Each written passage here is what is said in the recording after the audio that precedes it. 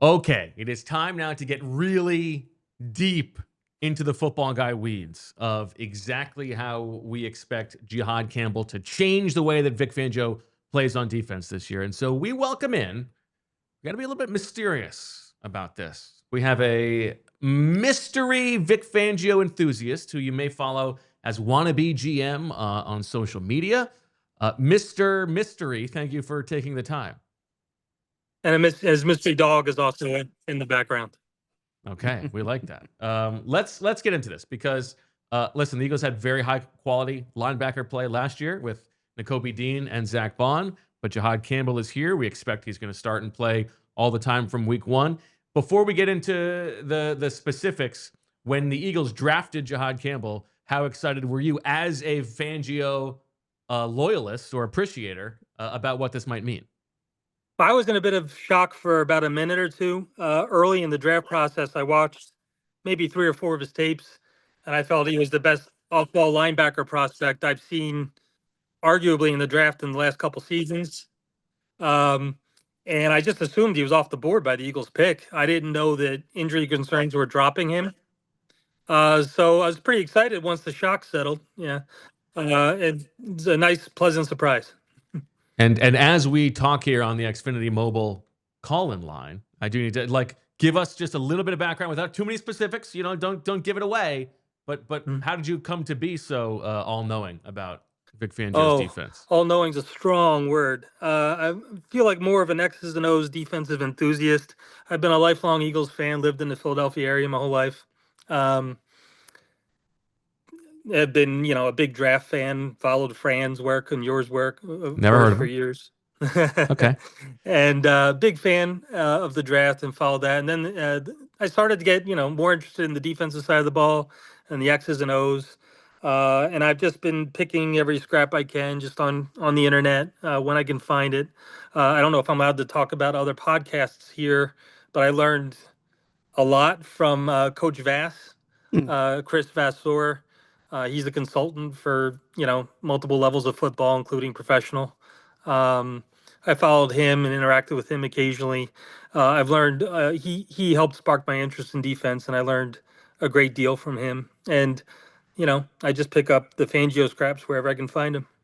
All right. Well, let's get into this on Jihaad Campbell, who is a new chess piece for Fangio, and it starts, in your opinion, with what he can do against tight ends. So what is different about Jihaad Campbell for the Eagles defense? Yeah, so when I saw Jihad's tape, a lot of people around draft time were excited about him as a pass rusher, and I can understand that. We're all used to the Andy Reid, position pyramid that Howie swears by, and expected, a pass rusher in the first round as opposed to an off-ball linebacker. And he does have pass rush snaps and pass rush experience in his background, so I understand why people were excited about that. But when I watched the tape, what kind of left off the screen to me was less his pass rush ability, which was nice, by the way, but it was more his pursuit in space and his ability to cover as a linebacker. Both times I watched maybe 8 to 10 games, 8 to 12 games, both and several times he popped off the screen in terms of how much space he could cover to tackle, and how and his the combination of length and explosiveness to get pass breakups when matched up in coverage against tight ends, and even in a wide receiver versus a wide receiver a couple times. Now, those examples during those games were few and far between, but they were enough to really raise my eyebrow. I'm quite confident that it raised Vic's eyebrow as well. Now, as far as the tight end aspect, in these times when he was matched up with receivers and made some big plays, some of them were against tight ends. Frankly, most of the tight ends he covered in college, he completely outmatched. They weren't open even when they looked open, essentially. So that makes me think that he may provide some more matchup coverage options in terms of matching tight ends, which obviously is important for man defense, because in man defense, sometimes you want to take your weak safety, the safety away from passing strength, usually Reed Blankenship last year. You want to take that safety sometimes in cover one, and instead of having him cover the tight end in man, you'd rather have him rob crossers over the middle, which we'll get into later. Robbing crossers is a big aspect of the Fangio scheme. But I digress. So if you want to free up that weak safety, one of the things you can do when you play man coverage is you play man on the tight end. Now, obviously, Jihad could do that in a lot of matchups. It remains to be seen exactly how good he is at it, but I'm confident enough to say from the limited sample size I saw, excuse me, that I saw, he can definitely cover the majority of tight ends in the NFL one-on-one.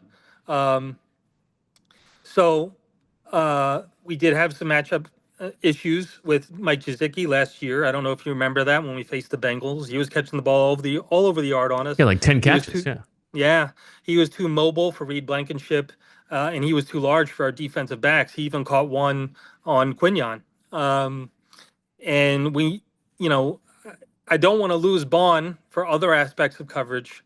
He can cover a tight end, but he can do other things great too. And having Jihad as another option to cover the tight end, just it's just another body type we can throw at that position. I know later in the year we had a couple issues with Ertz as well. I know CJGJ had some issues in the red zone with tight ends. N'Kobe Dean has some issues with tight ends. So having a different body type that can match that up for us, not only in man coverage but other coverage as well, could be very helpful for the scheme. EJ, you watched all of training camp this summer. How did he look covering tight ends to you? Yeah, I think he looked at his best when he was asked to do those types of jobs in the middle of the field. I think he struggled sometimes matched up against running backs in man coverage, which is obviously a tough assignment for a linebacker. So no, I think that you raised some really good points here, Mr. Mystery, about maybe some ways that the Eagles can improve from last year's defense, as we do expect maybe some regression in some other areas. So honestly, I'm excited to get into the slides. I want to see some visualizations of how Jihad Campbell maybe can improve the Eagles linebacking core and defense as a whole. All right, well, let's get into that sounds great. Let's get into this the middle of the field coverage here. One that we start with, Julia. We've got here against the Bengals in the middle of the field. I think this is against Jamar Chase, but you tell me what Jihad Campbell is bringing to the table here. Julia, this is number 3. Okay, so I mentioned the pure man coverage aspect of him covering the tight end, but there's other ways. Vic can have the tight end be matched by the weak safety or the linebacker or a defensive end sometimes in a number of different coverages, and having this ability for Jihad to match the tight end increases the repertoire from which Vic can, draw upon for his game plan. And this is important when facing a dominant receiver. For example, here's Jamar Chase. Now, if you're playing your regular quarters, now let me back up a second. If you look at both safeties, top and bottom of the screen, they're basically quarters depth, quarters width safeties. CJ at the top of the screen is coming down to poach the crosser from Jamar Chase. Now, in regular quarters, the underneath coverage guys are in zone. They're not matching in man. And as a result, if the tight end goes vertically on a route, if they go downfield past linebacker level on a route, that weak safety, who is CJGJ in this example, would have to pick up that tight end and cover them in man. And then you lose the ability of having that safety poach the crosser from the dangerous wide receiver going across the field. This will come in handy twice a year when we play CD Lamb in the slot, in theory, versus the Cowboys. So one way to ensure, now Vic has multiple ways to free up that weak safety to poach to poach crossers. But one way to ensure on a money down that safety will be freed up is, instead of playing quarters with zone underneath, you can play quarters with man underneath. Okay. And as you can see, the Jamar Chase is being covered in man. The tight end at the top of the screen is being covered in man by Baun. N'Kobe Dean has the running back in man. As a result, CJGJ is available to come down to the middle of the field, and Joe Burrow sees that, and he doesn't even attempt this pass with an anticipatory throw over the middle. Okay, let's go to the next slide, Julia. This is number 4. This is against the Cowboys. This is from Fangio's Dolphins defense. And what do we need to know here? So this is the regular quarters.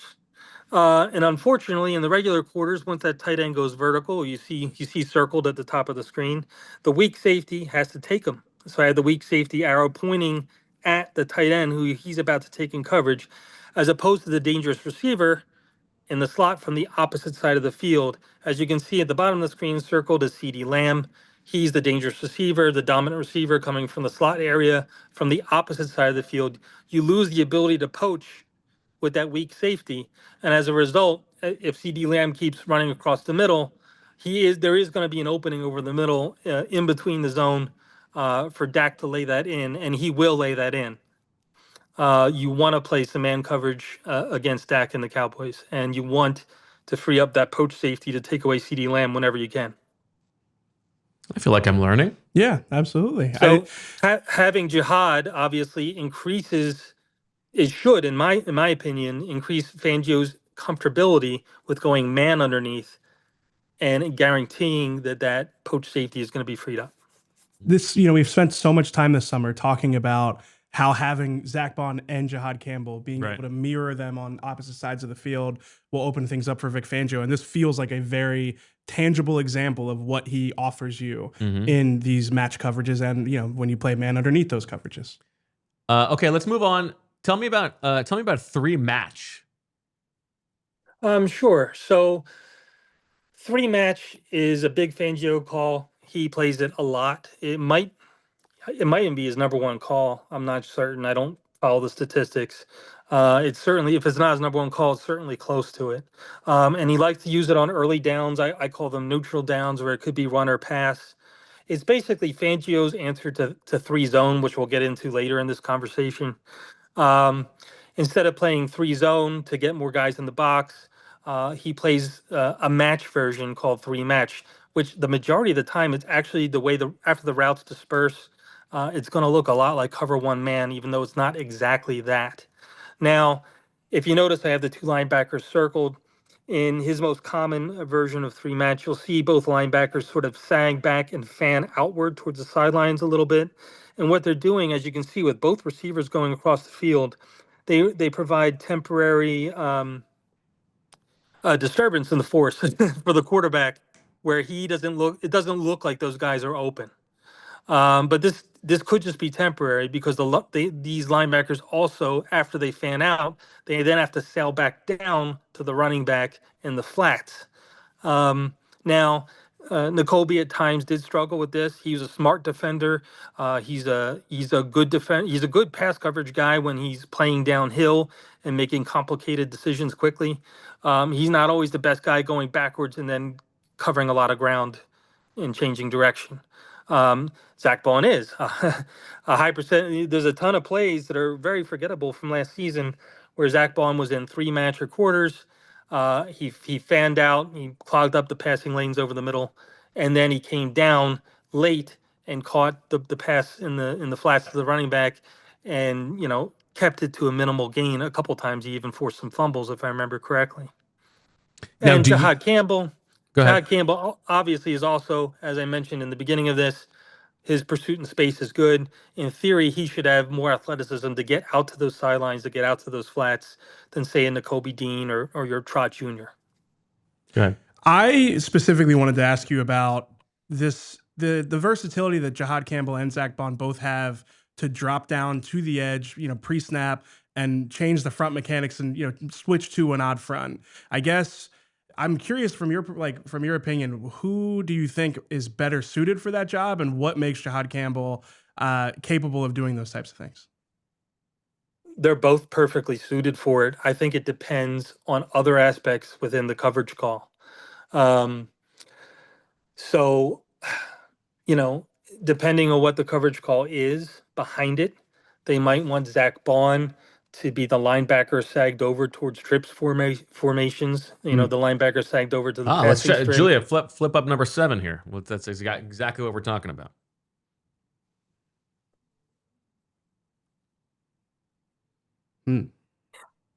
Oh, okay. I'll get to that one. And so they might want Zack Baun to be involved in more advanced coverage mechanics, and as a result, you could have either of them or both of them together on the line of scrimmage, and then one drops back and takes one coverage assignment, the other one drops back and takes another. Having on certain 5-man fronts they use, having Jihad up on the line of scrimmage will free up Baun to be more like that Mike linebacker in coverage. This is an example of how what you're talking about, EJ. You can play with the fronts and you can further confuse the quarterback. This is also a good example of how Jihad could be used to contain a mobile quarterback. Here you have Baun at the top of the screen. That defensive end, the young fellow, the rookie from last year. I can't remember his name. Jalex Hunt. There you go. There, Jalex Hunt at the bottom, and he chose Vic for this play call late in the game. He chose Jalex Hunt on purpose for the edge to be the dropper, because this is a more I don't know if I want to say complicated, but more difficult coverage assignment for an edge dropper than what he normally calls. And Jalex has that safety experience in his background from years ago, and it does show when he drops in coverage. Jalex is also more mobile in space than the other defensive ends. For the most part, you can argue Nolan Smith was more mobile, but he's mobile in space for a defensive end. So basically, in this example, he had Nakobe creeper pressure up the middle. Only 4 guys ended up pressuring the quarterback. Both edges dropped, and they sort of ratted the back. Whichever side the running back went to, that linebacker would take it in coverage. The other linebacker would have eyes on crossers, and if there's no crossers, they'd have eyes on the quarterback and act as sort of a spy. Now, this is the Panthers. This quarterback is mobile, but he's not Jaden Daniels level mobile. Right. He's not, if we go to the Super Bowl, I should say when we go to the Super Bowl. He's not, when we go to the Super Bowl, Lamar Jackson mobile. So instead of Jalex Hunt for this, who did do a good job on this example, maybe you'd want to have Zack Baun at the top, and instead of Jalex Hunt at the bottom, have Jihaad Campbell. And you could have a third off-ball linebacker in the middle on the creeper pressure. Oh, you think we're going to see? You think we'll see that? You think we'll see 3 linebackers, including, if you count Campbell as a linebacker, you think we'll see that? I guarantee at times throughout the season, you will see 3 linebackers on the field. The only question is how often you will see it. Now, will it be a change-up like in this example? Yes, he will do that as a change-up like in this example. Will it be a mainstay? Maybe not. I think it should. They might certainly get have into the that a depth little for later it. in this conversation, but that's just my opinion. I don't know if that'll be Vic Fangio's opinion. Well, I mean, listen, you think about where they're weak. They're weak on the edge depth right now. And so if you're just in service of getting the best players on the field, especially when Nakobe Dean is back healthy, that seems reasonable to me. Yeah, no, it's a creative way to get all those guys on the field too. Okay. Yeah. Now you speak about those mobile quarterbacks, and it's not just those guys dropping. They could also use him as like faking bringing pressure, but actually spying the quarterback, like we have the next one, 8, Julia. This is against the Panthers. Yes. So there were 2 5-man pressures late in the game against the Panthers. One was a chase down from Jalex Hunt for like a gain of like a yard or 2. I can't remember exactly. And the other was an incompletion. I think the incompletion to end the game. And on both of these 5-man pressures, I should back up a second and say Vic is more likely to go to 5-man pressures in late stages of the game when, he's up against it, or especially against a mobile quarterback. The reason why is it's easier to provide pressure against the quarterback without allowing escape lanes for the quarterback to run for positive yardage. Obviously, that's a big deal. And I guarantee that part of the way that Vic sold this to Howie Roseman, who probably got a pain in one of his organs at the idea of drafting a linebacker in the first round. Sure. I guarantee that one of the ways that Vic sold this to Howie was, look, but we which play organ? Jaden Daniels twice a year. We play Jaden Daniels twice a year, and that you can't just send 4 or 5 guys at him. You got to have a combination of contain rushes, a combination of spy rushes, and some aggressive elements as well within those rushes. And you got to mix it up, and you got to have guys at the second level or on the rush who are fast enough in space. And again, that ties back to what I said in the beginning. Jihaad Campbell, what jumped off of the screen to me, it was some of his pursuit ability in space. You got to have guys at that first and second level that can chase down a Jaden Daniels or other mobile quarterbacks when they inevitably escape the pocket. On this example, On both of these late rushes I'm referring to, Zack Baun was the fifth guy. On the first rush, he came hard and aggressively, while the two defensive tackles, Maro Ajomo and Jalen Carter, did a less aggressive, how can I say it, tackle stunt. And it was less aggressive because it was more about taking away the escape lanes and not about getting upfield. And it worked because Ajomo actually chased him out of bounds, or maybe made a short tackle. I can't remember which. On the second one, with the line expecting this time with Zack Baun simming pressure and up on the line of scrimmage, on this second play that you guys just showed, Baun comes again. And the left guard assumes, obviously, oh, he's coming aggressively again. And he connects briefly with that left guard. But he connects briefly and simulates this pressure only to occupy that left guard, so that this time, the non-aggressive stunt to the left with our defensive tackles could become an aggressive stunt. And this time, Ajomo aggressively wrapped around Jalen Carter's pick, pressured the quarterback, and they forced the incompletion to end the game. And after Zack Baun made this contact here with the left guard, he then backed off and became the spy. And once the quarterback escaped the pocket, he then applied late pressure to the quarterback, forcing the incompletion. So obviously, how's your ball recognition? Do you recognize that play when you see that still? No, I don't have the photographic memory. But what I would say is what I do remember is watching Jihaad Campbell cover space very uniquely throughout the summer. And it's interesting because I do feel like he is a unique player in certain aspects. And what stands out most about him are some of the things we're talking about today. You know, the range that he has to contain a quarterback. There aren't many linebackers that if you told me they have to be the spy for Jaden Daniels and they have to, you know, they have to do two jobs. You know, they're going to have to, you know, take on an offensive lineman, but also be able to break away and chase down a quarterback like that. I do feel like Jihaad Campbell has the physical traits to be able to do that. And again, it's another example of what his unique skill set offers Vic Fangio. Absolutely. Even in 4 down, not just 5 down sim pressures like that, against Jaden Daniels specifically, I could see Jihaad line up as a 4 down defensive end on some pass downs, and then they run a stunt to free him up where he becomes a late spy in the middle of the rush. I could certainly see that happening.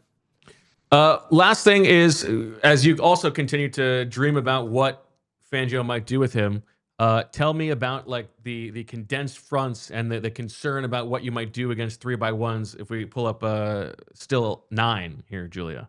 I love these condensed fronts. The poor people who follow me on Blue Sky hear me talk about it every week. I gave them like a month off recently. So they're due. They're due. Well, why do you love them? Well, I love them because, well, one of the defenses I learned about was a defense from Northwest Missouri State, where they play something called Husker Front. And I love. I mean, who among us hasn't studied that Northwest Missouri State? Real sicko territory. This is real football. We all do that right here. I bet. Love that. I loved the alignment. I fell in love with the defense, and I was literally like posting back when I was on X, and I think even some players saw it, suggesting we got to do this. It'll free up Brandon Graham to be more like Brandon Graham instead of being that wide alignment. Let him go north and south a little more, get him thicker on the offensive tackle. I don't think that's why they did this in the end. I was quite pleasantly surprised when, as early as game 1, I saw Vic Fangio using a steady diet of this throughout the regular season. It was actually a huge change up for the defense that he would call a handful of plays every game. Now, I think the genesis of this front for Fangio is he's somewhat famous for his 6-man front that he used against the Rams a few years ago when the Rams went to the Super Bowl. Yes, of course. Yeah. The coach for the Patriots, Belichick. Never heard of him. I should say. Yeah, Belichick. He copied that success that Vic displayed earlier in the season with the 6-man front stifling that run attack. And he used his version, the 6-1 tilt. It's a slightly different version, but 6 defensive linemen and one stack linebacker in the middle. And obviously it worked, and they won the Super Bowl thanks to that X's and O play call to a large extent. Now, Fangio, if you remember the Saints game early this season, he'll whip this out, the 6-man front on short yardage plays, on goal line plays. But against the Saints, since they were such a run-heavy team, just like the Rams were a few years back, he used it all game long. No, I shouldn't say all game long, heavily throughout the game. 5-man odd fronts, the 6-man fronts. They're called the Buffalo front, is what Fangio calls it. And also, I noticed something that startled me a little bit. It was a modified version of his 6-man front, where the defensive, it looked like there was 5 down linemen, but really there was 4 down linemen with spacing very similar to a 6-man front. The 5th down guy was Zack Baun, as you saw in that image. The 6th guy, the defensive end, was missing. Instead, he was Cooper DeJean, walked out covering the number 2 receiver. And this, I don't know what Fangio calls it. I just call it condensed fronts. It's obviously some sort of modified version of his 6-man Buffalo front. He used this with so much success throughout the season. But what I already knew from Northwest Missouri State was the weakness in this 2-by-2 formation, the weakness in this defensive setup, this structure, I should say, is that when you go away from 2-by-2 formation to an overloaded side, 3 receivers one side, or maybe even flood a side with 4 receivers, it doesn't hold up. You got to move somebody because too many people are too far away from all the receivers. If you can bring up that picture one more time, I'll explain further. Sure. Not too much, not too long before everybody loses their attention span. So as you can see, there's a receiver floating over to the other side. They're forming a 3-by-1 formation. And I have 1, 2, 3 defenders at the bottom of the screen numbered, all against 1 tight end. Right. And this is not good because you lose your +1 advantage in coverage. Now you end up with 3 guys at the top of the screen, not even counting the running back. If he goes out fast to that side, you then have 4. You have three receivers at the top of the screen with CJGJ covering that receiver from 15 to 20 yards away. Not good, Jan. Not good. So late in the season, a couple teams, I think the Steelers did it, and then the Redskins copied it 1 week later here. Realized, okay, we can overload when they get in this front. We can overload the 3-by-1 set, throw a quick screens pass to either receiver or running back, and we're going to get positive yardage. And they did. And Fangio was forced to get out of this. Now, the reason why this all ties into Jihad Campbell, whether it's Jihad Campbell or Zack Baun down on the line of scrimmage or at that Mike position in this particular setup, I don't particularly care. It's just the fact that you have 2 speedy linebackers who can cover. They can either man cover a tight end or they can get involved with other aspects of coverage. And Vic can't stay on 3-by-1 because he has all these defenders on one side of the field. So he's going to have to take somebody, either the cornerback, and have them follow the receiver, which he will not do. That's a non-starter. Or to have the safety play single high and come down to the box so he's not 15, 20 yards away, which he will not do. He prefers to keep that too high pre-snap disguise. Or I think the most likely possibility, and I think the addition of Jihad Campbell creates this possibility because of the increased speed, you could have Zack Baun follow the 3rd receiver over to the other side of the line of scrimmage. He essentially plays the role then of what the Mike would fill in versus trips, which he did frequently throughout the season last year, and he was excellent at it. And even though you don't have that guy at the edge, you still versus the one receiver side, you still have a cornerback over there, you still have a safety over there, you still have a defensive end just lined up just outside the offensive tackle's shoulder. And your Mike, instead of being the Kobe Dean, is now going to be another speedster. It's going to be Jihad Campbell. And if it then turns into a wide run to that edge that Zack Baun vacates, Jihad Campbell should be able to run it down, whereas Kobe Dean wasn't able to. So I'm hoping the addition of Jihad Campbell, I'm sending out like carrier pigeons to Vic Fangio. I'm hoping the addition. That's probably what he uses. Yeah. Probably got a stable. Yeah. They probably provide him as analytics.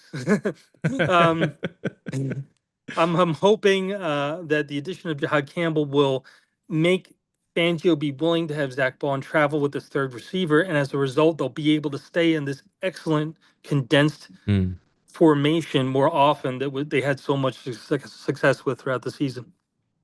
All right. I feel Great stuff. I feel ready for week 1. Yeah, but say this Ready was to nerd out. Let's go. as comprehensive Friday. a breakdown as you're going to get The right day after. Okay. Yeah. Well, thank you so much. Whoever you are, probably I guess Vic you Fangio. can call me wannabe. Maybe That actually works. Vic Yeah, Fangio. maybe it's Vic Fangio with one of those like voice modifiers. Yeah. You never know. Could be. We don't know. Thank you so much for elucidating all of this for us. And now we're even more excited about Jihaad Campbell in Philadelphia.